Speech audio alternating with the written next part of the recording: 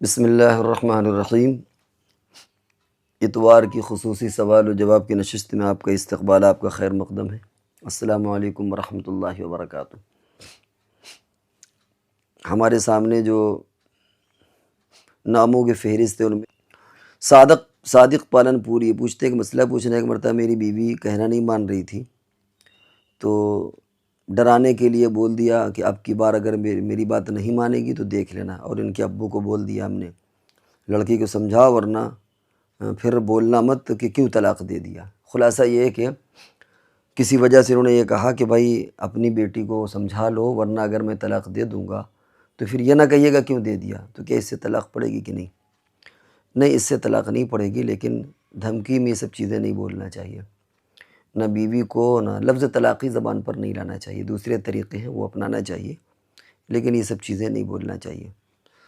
اسی طرح اگر بیوی کو ہی بول دیا کہ اگر اب تم نہیں مانا تم نے تو سمجھ لینا پھر یہ نہ کہنا کہ ہم نے طلاق کیوں دے دی، تو چونکہ بھی دیا نہیں ہے نا تو اس کی وجہ سے طلاق نہیں پڑے گی، لیکن بیوی سے بھی اس طرح کی چیزیں نہیں بولنا چاہیے۔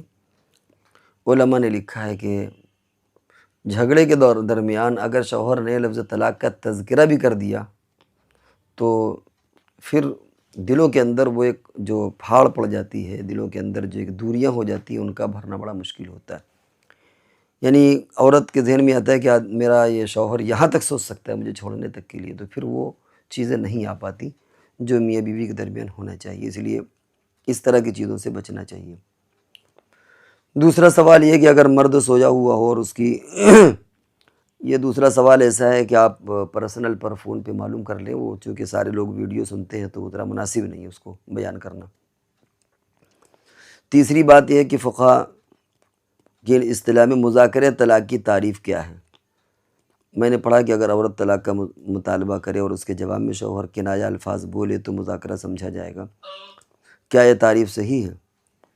دیکھیے، مذاکرہ طلاق کی ہو سکتا ہے کئی قسمیں ہوں، لیکن یہ جو آپ نے ذکر کیا ہے کہ پہلے طلاق کا مذاکرہ ہو رہا ہو، چاہیے کہ شوہر دھمکی دے کہ میں دے دوں گا یا عورت کہے کہ مجھے دے دو، اس طریقے کے مذاکرہ طلاق ہو، اور ایسے موقع پر اگر وہ کنائی طلاق دے گا تو طلاق پڑ جاتی ہے۔ ایک الگ بات ہے کہ کنائی طلاق کے بھی بہت سے کنائی طلاق کے بھی بہت سے الفاظ ہیں، بعض میں نیت کی ضرورت ہوتی ہے، بعض میں نیت کی ضرورت نہیں ہوتی، یہ ایک الگ کیس ہے، لمبی تفصیل ہے اس میں۔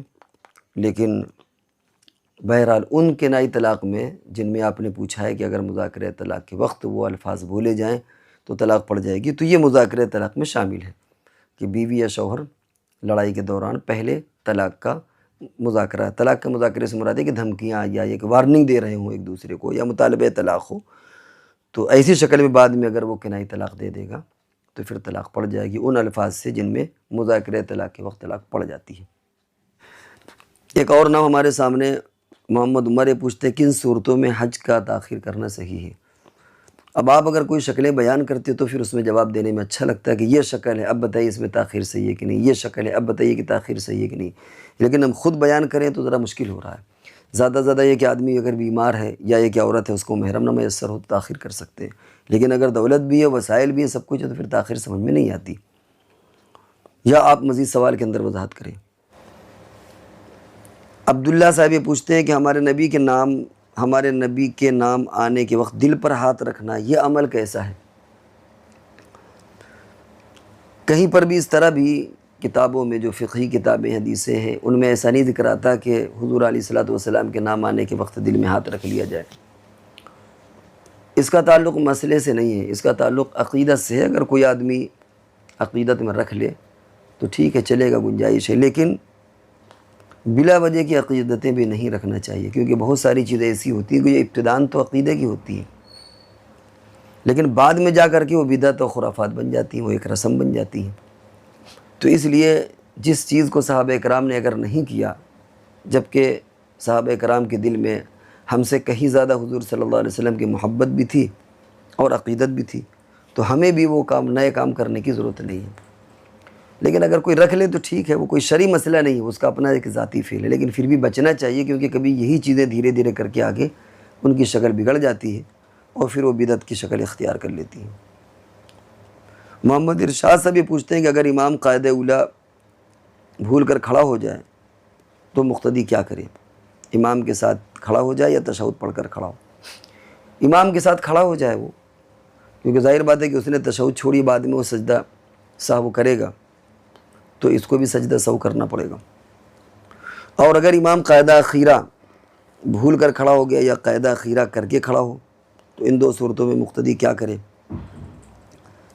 اگر قاعدہ اخیرہ چھوڑ کر کے کھڑا ہوا ہے تو مقتدی بیٹھے رہیں، یہ دیکھیں کہ امام واپس آتا ہے کہ نہیں۔ اگر وہ 5ویں رکعت کے سجدہ کرنے سے پہلے واپس آ جاتا ہے تو وہ واپس آ کر کے تشہد پڑھے گا، سلام پھیرے گا، سجدہ سہو کرے گا، تو آپ بھی اسی طرح کر لیں، نماز ہو جائے گی۔ اور اگر قاعدہ اخیرہ کرنے کے بعد امام کھڑا ہوا ہے تو ایسی شکل میں آپ بیٹھے رہیں گے جیسے پہلے بیٹھے تھے نا، ایسے بیٹھے رہیں گے اور انتظار کریں گے۔